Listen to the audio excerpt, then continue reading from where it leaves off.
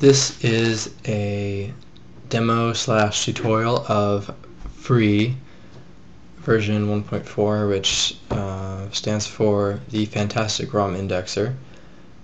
It's a multi-emulator front-end, so that if you have a large ROM library, you don't have to fiddle around with the finer points of finding the file and finding the emulator, and it makes playing emulated games a lot easier.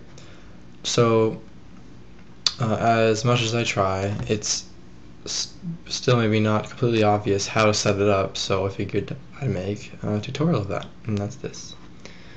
So the first thing you do is follow a link that'll be in the video, and you'll come to a page like this, unless maybe I have an updated version, in which case it'll just look similar. Anyway, you download it, and you'll get a zip file, and you can just open that and uncompress free to wherever you want. There you go. I guess I'll make it its own folder because it has a data file that it'll expand out. Okay, so we open it and let it always open like that. Let's close that. Okay, so the first thing it realizes is that it doesn't know anything about your computer yet, so it asks you to find your to give you some ROM folders.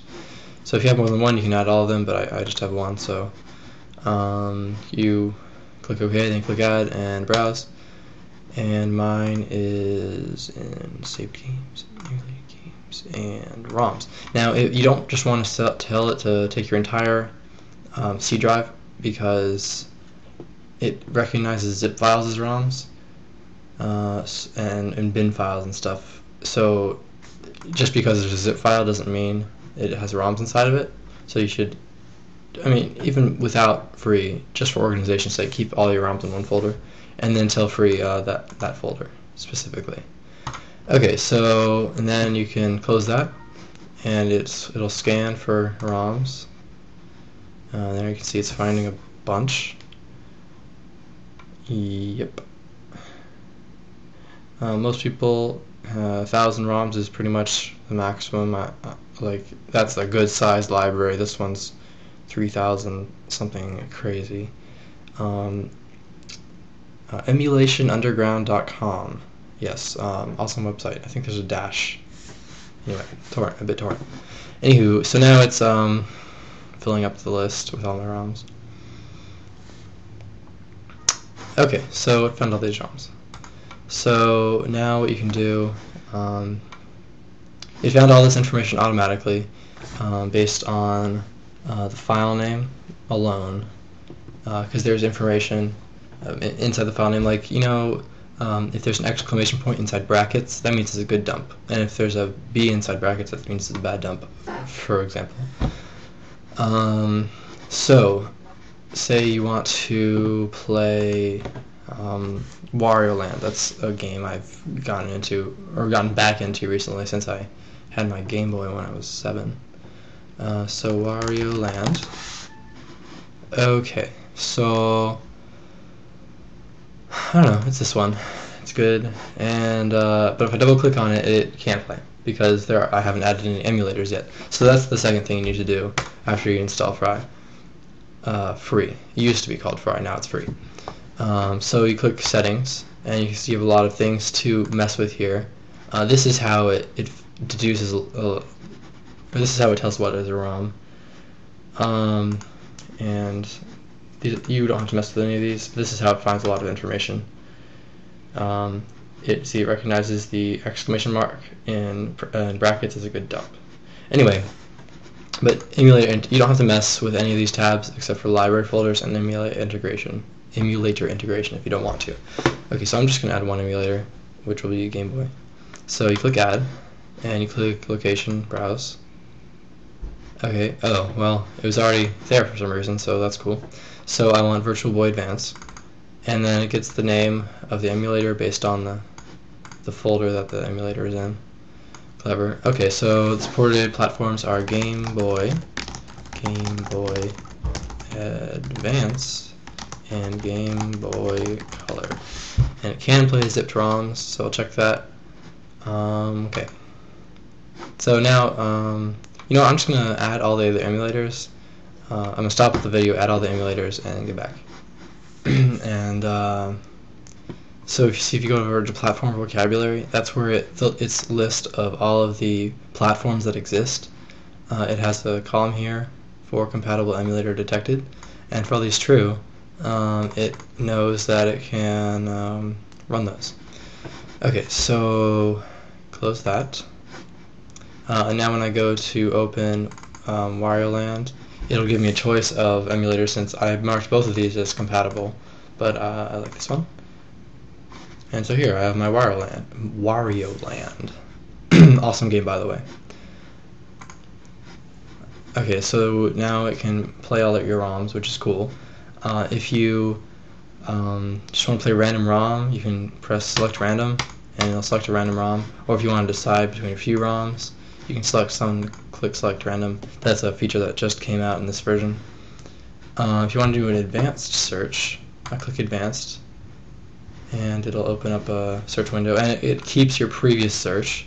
So say I don't want Wario Land, but I want to search all my known good ROMs that are English and one player. I don't know. There you go. There they are. Okay, say I want all Nintendo 64 games that have Mario in them, or well, that have Mario in the title, technically speaking, and there they are. It's a lot of stuff you can do. You can also edit all this information, right click. Oh, okay, so if you want to learn about Mario Party, right click on it and click look up in Wikipedia, and there you go, Mario Party. Well, it came up with the wrong entry, but hey, close enough. Paper Mario would be a better example probably, but there are multiple versions of that. Yeah, there we go, we got it right. So that's Wikipedia. And okay, so say you have friends over, and because you have friends, and you want to play a network game like SNES 9X, Super Nintendo emulator, has NetPlay built in, but you have to know everyone's IP address, and you have to know the server's IP address, and it's a pain. So if I want to play Bomberman, let me go to advanced search there.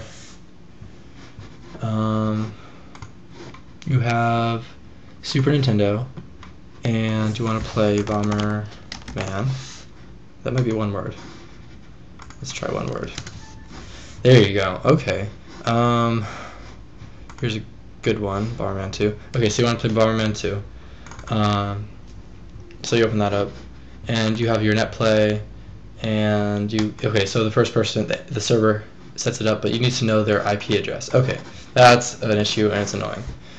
You can write down the IP address and hand it around, or you can shout it out, or send it over our IM if that's available.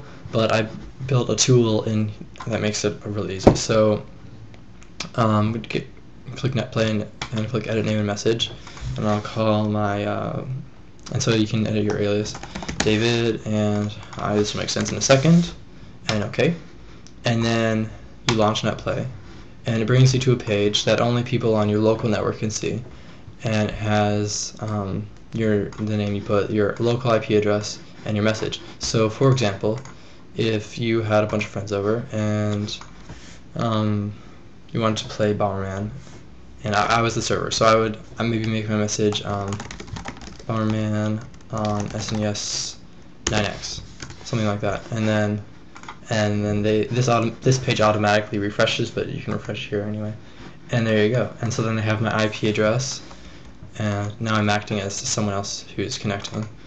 And they go here and they click NetPlay and connect server, they paste it in, and it's all amazing. If I change the default port number, I can put that in the message. Yes. It's pretty basic. Oh yeah, you can rate ROMs too. So I really like Bomberman. I think it's awesome, so I'm gonna rate it 5. And then if I want to oops. Oh, you can also sort by all the columns. If I want to see all my 5 rated ROMs, you can see there's only one. I have this many English ROMs. Pretty awesome. And there they all are.